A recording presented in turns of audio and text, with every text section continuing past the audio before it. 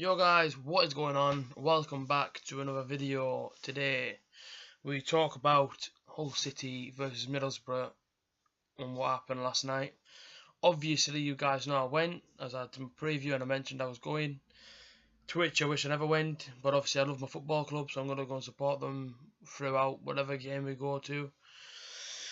It was tough to take, it's a bitter pill to swallow.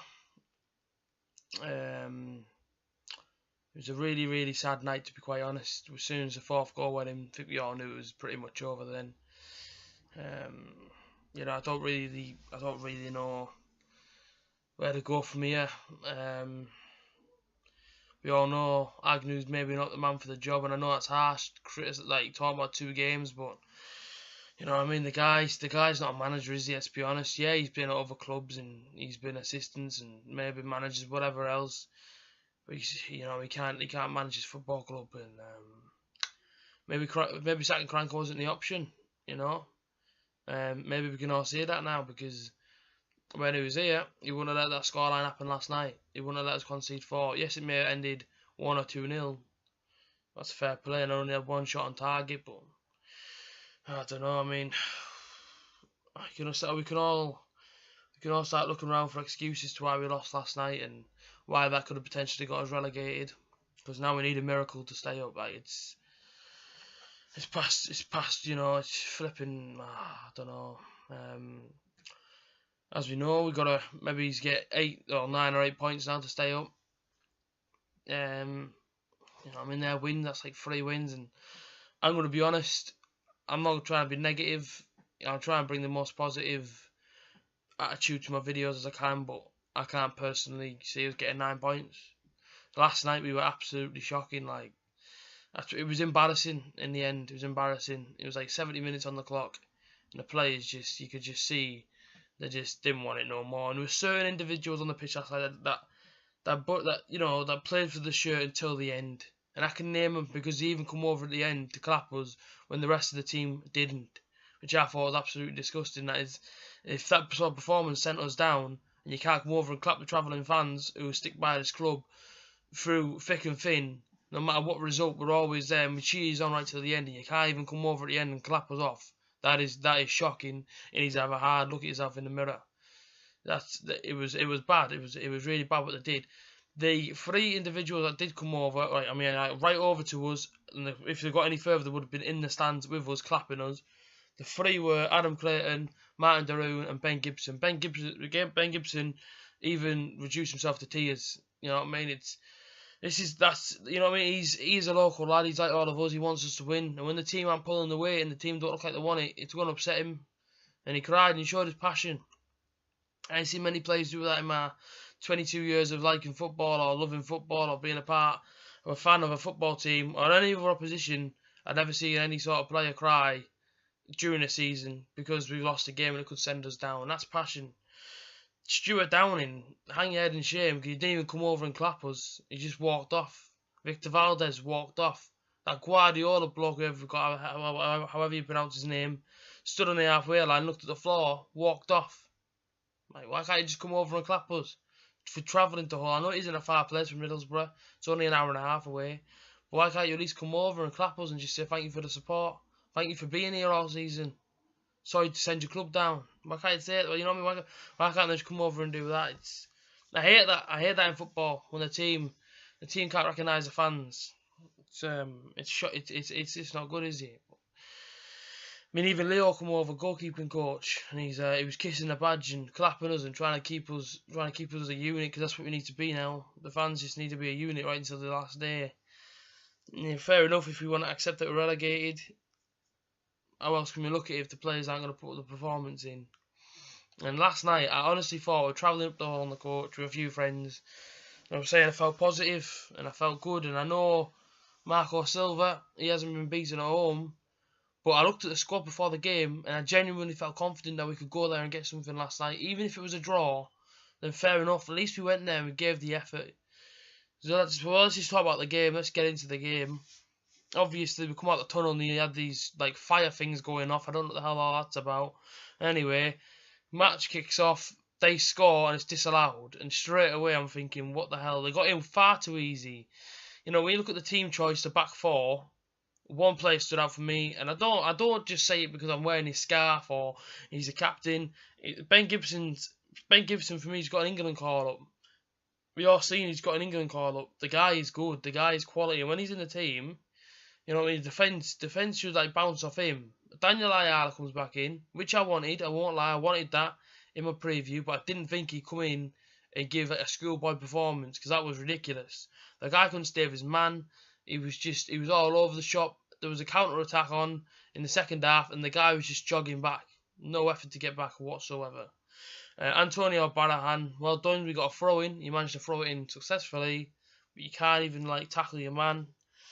Them two last night may as well not been on the field.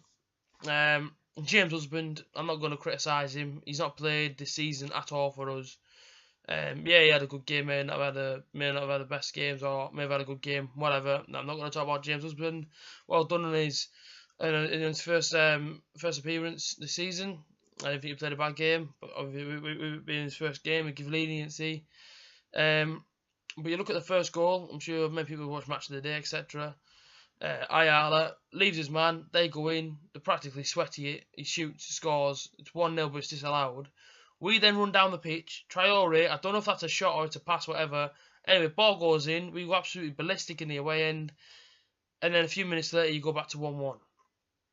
Now, at 1-1, I was still feeling confident. I was saying to my friend next to me, let's go and get a second goal. Because, you get the second goal, maybe kill him off a little bit. No, we didn't get that. I think the goals went in on the 27th and the 32nd, if I'm right. I may be wrong. But that's the time that both the two goals got scored. So they scored one, scored another, 3-1. It was 35 minutes, looked at the clock, and I'm thinking it's all over now. It's all over. That, to me, when I looked at the scoreline last night, it was just like watching Everton away all over again. That's what happened. We were 1-0 up, and we give away 3 goals, and we practically give them the goals. Like when you look at the state of the defending, you can see we just give them the goals. I think the second volley was a knockdown off our defender, and he's volleyed it straight in the bottom corner. The other goal, they sweated it, but Ayala didn't stay with his man. Shock, so they scored. And it was just an abysmal performance. He went to 3-1, and Borough fans were leaving.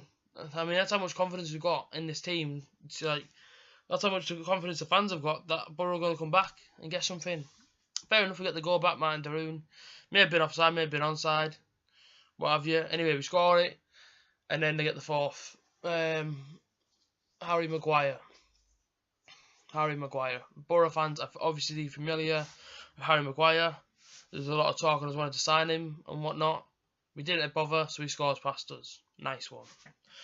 End the game 4-2, and Hull City go on to win, which is fair play because obviously they deserve the win to beat us 4-2. But I looked at the pitch last night. I'm looking at the players 75 minutes, and I'm just thinking, very few players on that pitch wanted it last night. Like why we pushed Stuart down at left back. That guy can't play left back. I'm not gonna criticise him. No chance, because he's only had 2 games. But I think maybe someone should help him with his substitutions at least, because James Husband off, Stuart down in left back. Guardiola, what the hell he's called, goes to left mid. He's not even a left mid, so that change just didn't work out, unfortunately. Obviously Bamford was going to come on when it was 3-2. He just got changed and they scored the 4th. So what can the guy do when he comes on if nobody else wants to play and everyone's head down? Obviously, I don't really want to accept it, but if it's relegation now, it's relegation. We need a miracle. We need a miracle to keep us up. Tough games now. Tough run of games. We've got Burnley at home. They've never actually won an away game, Burnley, but they might do when they come up here on Saturday if we play the way we played last night. We've got Southampton at home, which is tough again. Bournemouth away. Then we've got Arsenal at home, City at home, Chelsea away, Liverpool away. Truthfully, in the comments, comment and tell me how many points you think we'll get from now to the end of the season, because I want to see what you guys think. We weren't even in the game last night. Hull knew what they were doing. They just shut us out. Marco Silva, top man. I mean, how he's got his team playing like that at home to be unbeaten. It's an incredible thing that he's done. But as for us, Borough fans, pay 40 plus pound last night to watch that. I don't know.